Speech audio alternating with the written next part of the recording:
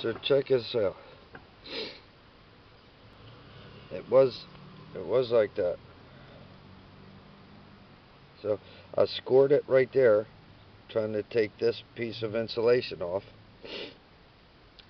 and it wouldn't come off. It was pulling the cable out of this insulation, and I couldn't get this piece off of here, so I just cut it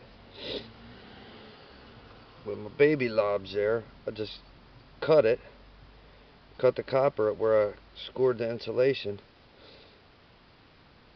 And I just realized, I don't know if you can see that, it wouldn't come off of there because that's all solder. It was soldered to a ring terminal.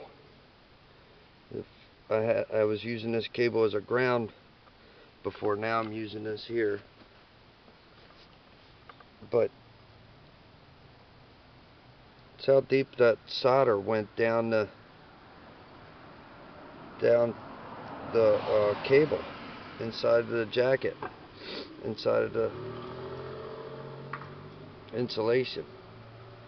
You can see it. I don't know if you can see it. See the silver color?